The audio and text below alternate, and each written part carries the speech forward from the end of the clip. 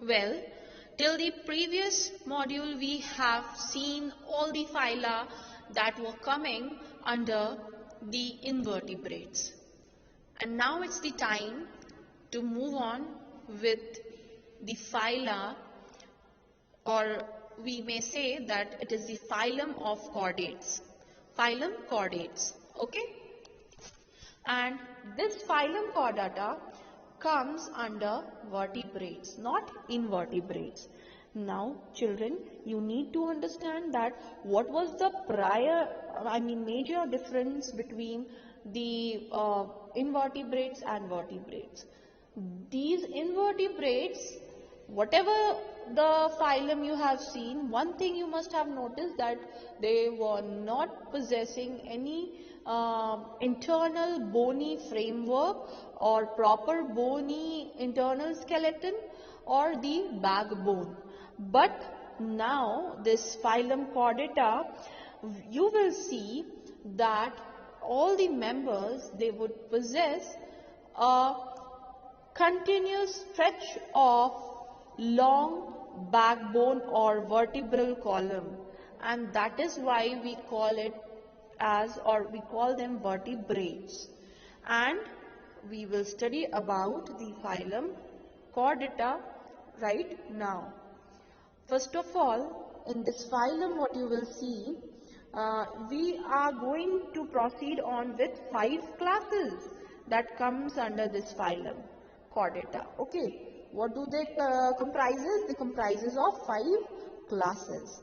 Okay, and that too, these classes, they will come in front of you, or we are going to study about these 5 classes in a manner or in a particular order. That means in a manner or the way they have evolved from the simpler body form to the complex body form. That means we will begin with the fish and we will end up with the mammals. And in a particular order, that just means that after fish we will study about the amphibians, then followed by the reptiles, and then followed by the birds, and at last we will see the mammals. This is the perfect order, or this is the correct order in which we study the classes of phylum Chordata. Why so? Because if you will see the body organization of fish, it is quite simple, and slowly you will see the additioning of the advanced character in each of the classes gradually, and at last you will study about the mammal, which is one of the most advanced kind of creature, and we all belong to this class, Mammalia. So we will study their characteristic features. Before proceeding on so far, we will see certain general characteristics to identify the vertebrates. Okay, so what you will see is that this phylum comprises the vertebrates or the members, those who possess a backbone. Okay, a long backbone. All animals possess notochord. Okay, so notochord, basically what is this notochord? Notochord means it's a cord, and this term cord is a Greek term. Okay, and it's a flexible tissue. It's a flexible tissue running from head to the tail, or from the top to the bottom. So therefore, this notochord initially remains as a soft rod-like flexible tissue, but later on it develops into the vertebral column. Okay, the spelling of the vertebral column is this one. The correct spelling is this. Okay, here it is written wrong. So it forms vertebral column. So vertebrates divided into 5 classes. They are divided into 5 classes. What are they? They are fish, amphibians, reptiles, then what is it? Bird or apes, and then the mammals. We will study about them one by one. So you may see here I have provided you a chart in that order that in which we have to study them. First was fish, then amphibians, reptiles, apes and mammals. Its order is according to the characters that are evolved, that has got from simpler form to the complexer form. In this manner only we are going to continue. The first class that we are going to focus on is the Pisces, or the class of fish. Okay, so the Pisces, they by the name you may understand that this class comprises only of fish. And fish, there are of two types, like trouts and carps. Okay, trouts and carps. Okay, first of all I would tell you that they are edible and they possess, or they have bony skeleton. Okay, what do they have? They have bony skeleton and shark they possess cartilage. No, they do not possess any bony skeleton, but they possess cartilage. Okay, there is a difference between bone and cartilage. Cartilage is basically made up of protein, but if you talk about bone, they are made up of a inorganic complex, that is your calcium and phosphorus. Okay, but what I said, I would repeat again, bone is made up of calcium and phosphorus, and at the same time if you talk about the cartilage, it is made up of a protein that you are going to study in the next class. So apart from this, let's see their body feature or adaptation, because when we are talking about fish, we know that they are aquatic. Okay, they live inside the water. So what make them live inside the water? What are their body adaptation or body features? They have streamlined body.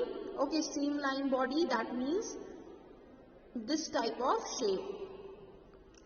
Okay, that means wide in the middle, and you may see that pointed at the ends or tapering at the ends. It is the streamline. What do we call it? Call this shape? We call it as streamline. Birds also, they have streamline body. This streamline body helps them to cut the water current, or it helps them to go against the water current. It helps them to swim swiftly, softly in the water.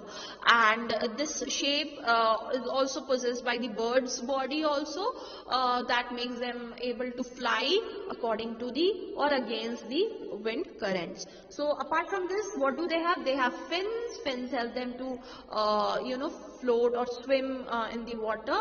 They also have tail fin. Tail fin, basically they jerk, or with the help of the tail fin, they may change their direction in the way, or in the direction wherever they are moving, or they want to move. They may change the direction with the help of the tail fin, with the jerk of the tail fin. Body covered with the scales are there. Okay, and they breathe with the help of gills. With the help of, they do not possess any lungs. So what do? They breathe with the help of gills. Okay. So next thing,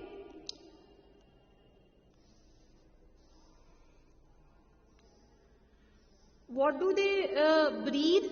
They actually take up the diffused oxygen which is dissolved there in the water, and how does it is available to them? Actually, these gills, they have the capability of absorbing the gas, which are the respiratory gas which is dissolved in the water. Then most of the fish, if you talk about, they lay eggs, except certain like shark, seahorse, and raise, they produce their young ones. Fish are cold-blooded animals. Being cold-blooded animal, what does it mean? Okay, I would say that. Let me erase all. So cold-blooded animal. Here, if I say that, what do you mean, or what do you understand by the cold-blooded animal? Cold-blooded animal means they can regulate their body temperature according to the temperature of their surrounding. They can regulate the temperature of their body according to according to their surrounding. Okay, we are not cold-blooded, we are warm-blooded. Okay, we cannot regulate our body temperature according to our surrounding, but these cold-blooded animals, they do. So next you may see here are certain pictures of the rays. Shrimps are there. I'm sorry, yes, shrimps are there, and seahorse. Okay, seahorse is also there, you may see.